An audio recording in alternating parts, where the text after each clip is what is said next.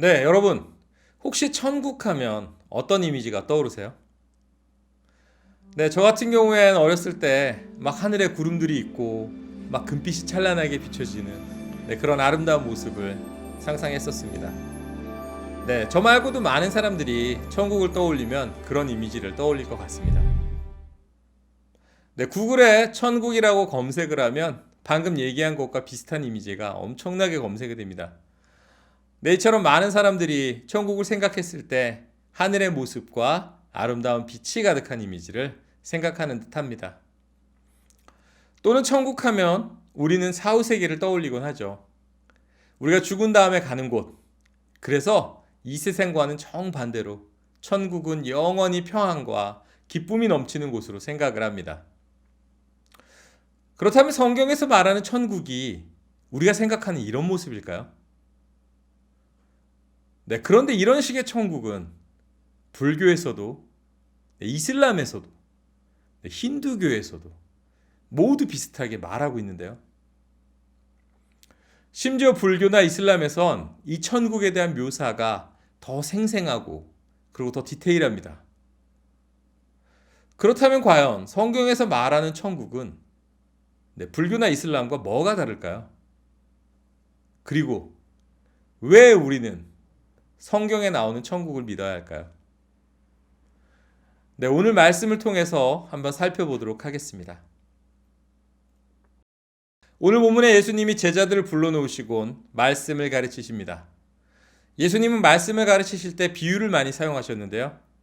예수님이 비유를 사용하셔서 말씀을 가르치신 데는 두 가지 목적이 있었습니다. 네, 첫 번째로는 우리가 비유를 쓰는 이유가 동일합니다.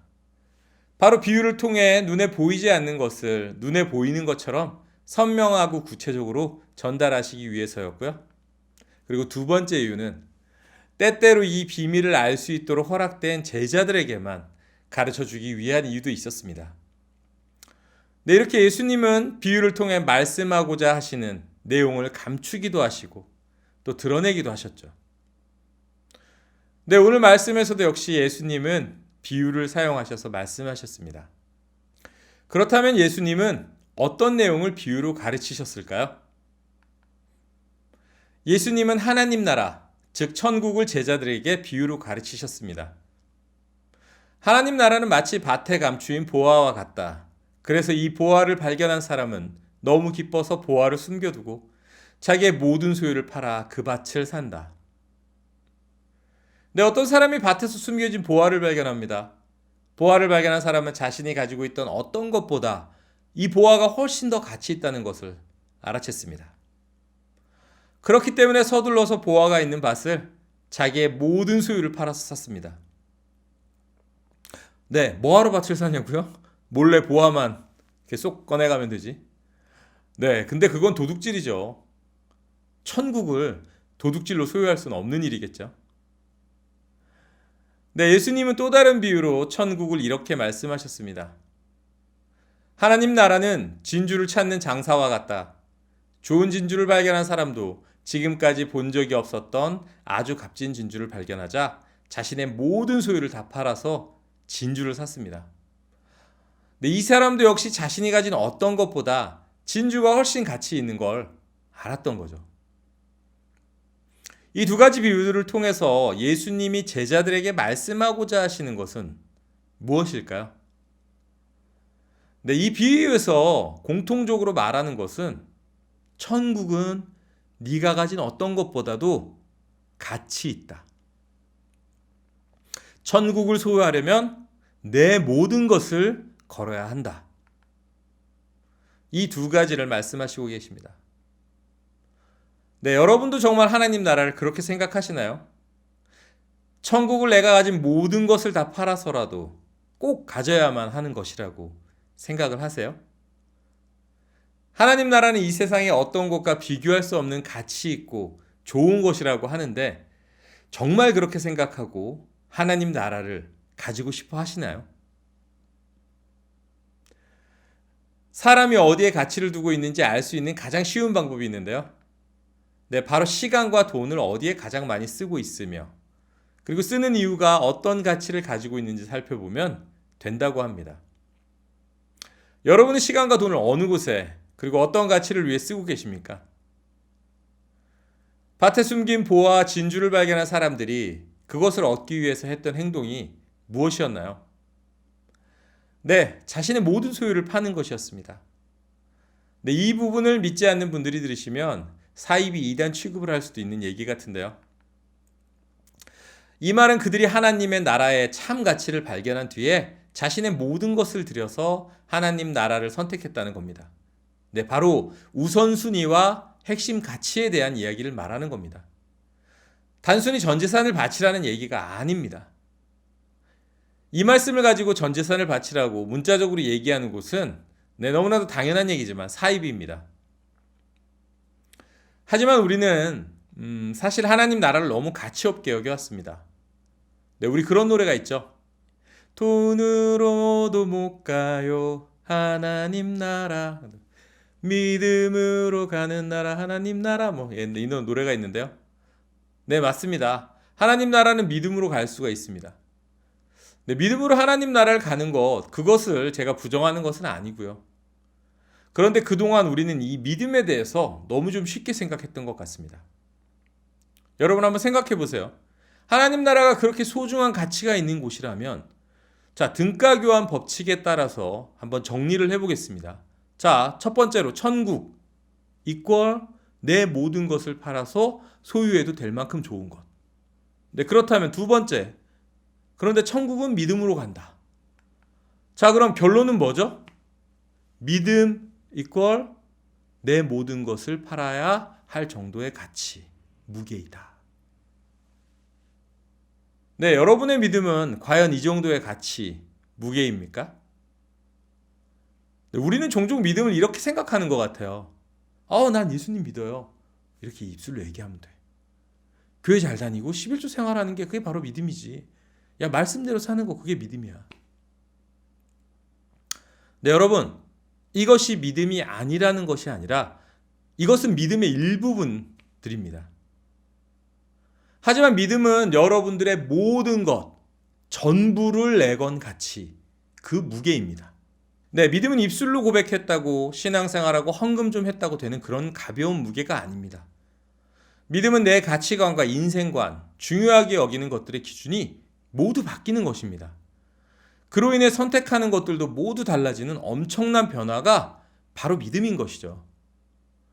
그런데 우리가 믿음을 값싸게 여기다 보니까 동시에 천국도 값싸져 버립니다. 자, 다시 여쭤봅니다. 여러분, 천국, 하나님 나라를 가치 있게 여기십니까? 예수님은 천국을 또 다른 비유로도 말씀하셨습니다.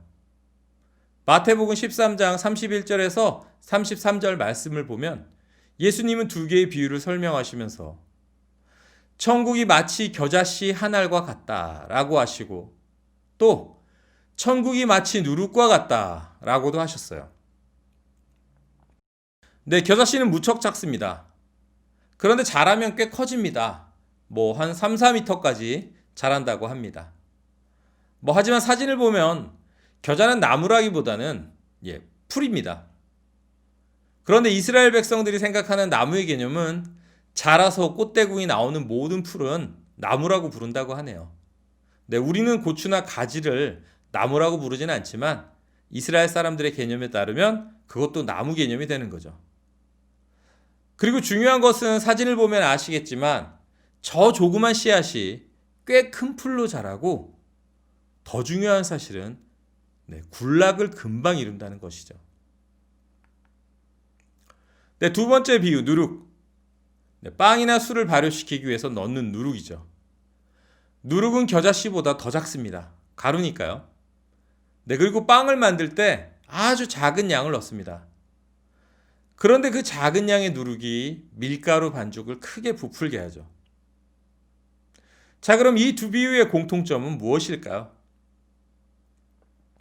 네, 바로 확장성입니다. 이 비유를 통해 예수님이 말씀하시는 것은 천국, 하나님의 나라는 보이지 않을 만큼 작고 미미해 보이지만 결국 온 세상을 덮을 만큼 자라가고 확장된다는 사실을 말씀하고 계십니다. 자, 예수님이 비유로 설명하신 천국 어떠신가요? 우리가 알고 있고 상상했던 언젠가 우리가 죽으면 가는 곳으로, 아니면 금빛이 찬란하고 영원한 기쁨과 평화가 있는 곳에 대한 그런 얘기는 전혀 없으시네요. 네, 물론 이와 같은 생각들도 틀리진 않았습니다. 하지만 하나님 나라는 단순히 우리가 죽어서 가는 장소만을 말하고 있는 것이 아닙니다. 하나님 나라는 하나님이 왕으로 통치하시는 나라를 말합니다. 다시 말해 하나님이 다스리시는 모든 곳이 하나님의 나라입니다.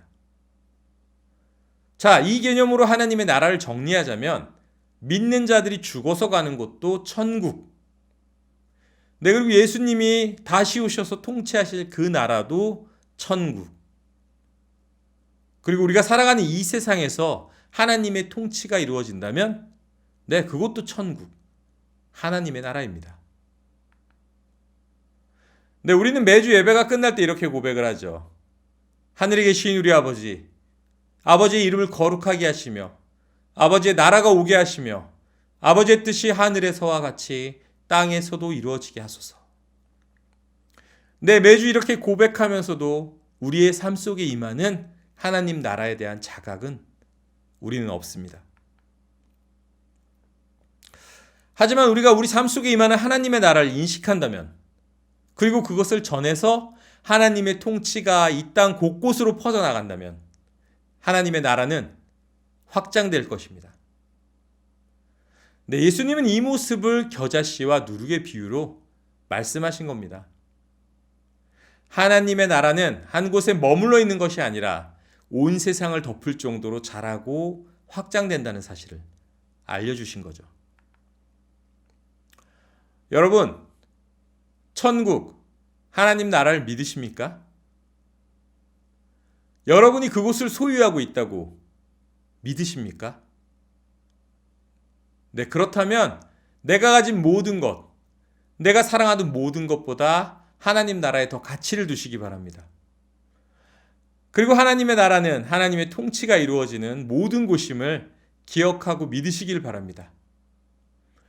그리고 하나님의 나라는 전하고 확장되어야 함을 기억하시기 바랍니다. 예수님은 하나님 나라를 제자들에게는 비유로 밝히 보여주셨지만 그렇지 않은 사람들에게는 감추셨습니다. 네, 오늘 이 예배를 드리고 계신 여러분들은 어떠신가요? 여러분들께는 하나님의 나라가 보이시나요? 아니면 감춰져 있으신가요? 네, 이 예배를 드리는 모든 분들이 하나님의 나라를 소유하는 큰 축복을 받으시기를 예수님의 이름으로 축복합니다. 자, 오늘 말씀 적용하겠습니다. 예수님의 제자로서 하나님의 나라의 비밀을 알고 있는 자들로서 우리는 하나님의 나라를 전할 의무가 있습니다.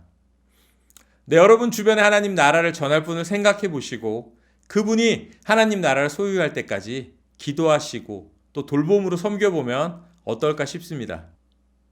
그런데 누군가가 하나님의 나라를 소유하려면 하나님의 통치가 그분의 삶에 이루어져야 합니다. 단순히 예수 믿으세요? 네, 믿습니다. 라고 끝나는 문제가 아닙니다. 그분이 자신이 가진 모든 것보다 하나님 나라의 가치를 더 귀하게 여기는 일이 그분의 삶 속에 이루어져야 합니다. 그렇게 그분의 삶이 변화되고 그리고 그분의 중심에 하나님의 통치가 이루어져서 세상으로부터 어떠한 자극이 와도 설사 그 자극이 너무 세서 우리가 잠시 넘어지고 흔들린다고 할지라도 이겨낼 수 있는 상태가 되어야 합니다. 그러려면 일정 기간 동안 혹은 꽤 긴 시간 동안 돌봄과 담아줌이 필요합니다. 아까 예수님의 비유 속 겨자씨도 누룩도 그 안에서 썩어야 변화와 확장이 일어나단 말이죠. 한 영혼을 가슴에 품는다는 것은 그의 삶을 품는 것입니다. 그가 하나님 나라를 알고 경험하고 마침내 하나님 자녀가 되도록 가까이에서 돌보고 격려하고 기도하며 함께 있어주는 것이 필요합니다. 때로 그가 고통에 몸부림칠 때도 곁에서 진통을 함께 감내하며 견디어주면 그 영혼은 마침내 새로운 존재로 다시 태어나게 되는 것이죠. 마치 아기를 낳는 산모 옆에서 함께 아픔을 견디며 끝까지 돌보는 산파처럼 말입니다. 네, 올겨울 성도님들께서도 한 영혼을 품고 그의 새로운 탄생을 곁에서 목격하는 놀라운 축복이 임하기를 예수님의 이름으로 소망합니다.